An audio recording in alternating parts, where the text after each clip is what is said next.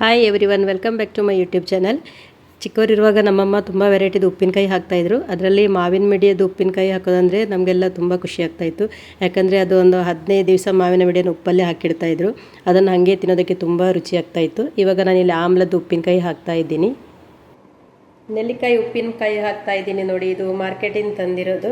ಈ ಥರ ಇದೆ ನೋಡಿ. ಇದು ಚಿಕ್ಕ ಚಿಕ್ಕದ ನೆಲ್ಲಿಕಾಯಿ. ಇದಕ್ಕೆ ಏನಂತಾರೆ, ಬಾಂಬೆ ನೆಲ್ಲಿಕಾಯಿ ಅಂತಾರೆ ನಮ್ಮ ಕಡೆ. ನಿಮ್ಮ ಕಡೆ ಏನಂತಾರೆ ಅಂತ ಕಮೆಂಟ್ ಮಾಡಿ. ಇದನ್ನು ಹಬೆಯಲ್ಲಿ ಒಂದು 10 ನಿಮಿಷ ಬೇಯಿಸ್ತಾ ಇದ್ದೀನಿ. ಒಂದು ಸೈಡಲ್ಲಿ ಮಸಾಲೆ ಹುರ್ಕೊಳ್ಳೋಣ. 2 ಸ್ಪೂನ್ ಮೆಂತ್ಯ ಹಾಕ್ತಾಯಿದ್ದೀನಿ, ಹಾಗೆ 2 ಸ್ಪೂನ್ ಜೀರಿಗೆ ಹಾಕ್ತಾಯಿದ್ದೀನಿ, 2 ಸ್ಪೂನ್ ಸಾಸಿವೆ ಹಾಕ್ತಾಯಿದ್ದೀನಿ. ಇದನ್ನು ಹಾಗೆ ಡ್ರೈ ಫ್ರೈ ಮಾಡ್ಕೋಬೇಕು.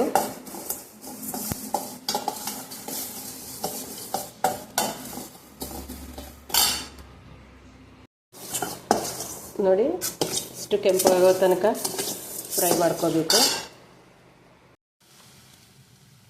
ಒಗ್ಗರಣೆಗೆ ಸಾಸಿವೆ ಹಾಕಿ ಬೆಳ್ಳುಳ್ಳಿ ಕೆಂಪಾಗೋ ತನಕ ಹುರ್ಕೋಬೇಕು.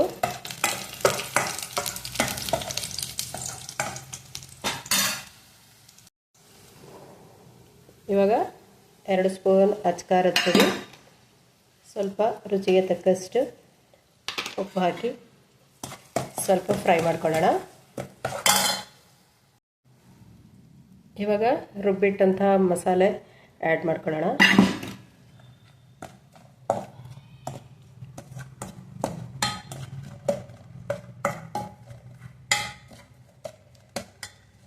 ಇವಾಗ ಸ್ಟವ್ ಆಫ್ ಮಾಡಿಕೊಂಡು ನೆಲ್ಲಿಕಾಯಿ ಆ್ಯಡ್ ಮಾಡಿದ್ರಾಯಿತು.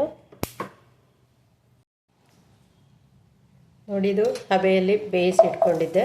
ಇವಾಗ ಆ್ಯಡ್ ಮಾಡ್ಕೊಳ್ಳೋಣ.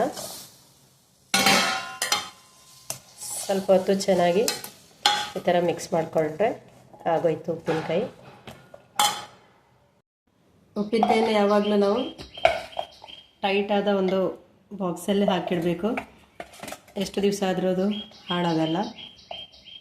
ನೋಡಿ, ಈ ಥರ ಹಾಕಿಬಿಟ್ಟು ಈ ಥರ ಲಿಡ್ ಕ್ಲೋಸ್ ಮಾಡ್ಕೋಬೇಕು. ನಮ್ಮ ಅಮ್ಮ ಹಾಕಿರೋ ಉಪ್ಪಿನಕಾಯಿ ವಿಡಿಯೋಸು ಸ್ವಲ್ಪ ಅಪ್ಲೋಡ್ ಮಾಡಿದ್ದೆ, ನೀವು ನೋಡಿರ್ಬೋದು. ಅಮ್ಮ ಎಲ್ಲ ಮುಂಚೆ ಉಪ್ಪಿನಕಾಯಿ ಹಾಕಬೇಕಿದ್ರೆ ಫಸ್ಟ್ ಉಪ್ಪನ್ನು ಕ್ಲೀನ್ ಮಾಡೋದಕ್ಕೆ ಅಂತ ಹೇಳಿ ಒಂದು ಮೈತೋಳು ಅಂತ ಸೊಪ್ಪು ಬರ್ತಾಯಿತ್ತು, ಅದನ್ನು ಹಾಕಿ ಉಪ್ಪು ಕ್ಲೀನ್ ಮಾಡ್ತಾಯಿದ್ರು.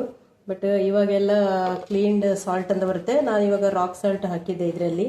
ಸೊ ಇವಾಗ ಉಪ್ಪಿನಕಾಯಿ ಹಾಕೋದಕ್ಕೆ ತುಂಬಾ ಈಸಿಯಾಗಿದೆ. ನೀವು ಈ ರೆಸಿಪಿ ಇಷ್ಟ ಆದರೆ ಒಂದ್ಸರಿ ಟ್ರೈ ಮಾಡಿ ನೋಡಿ.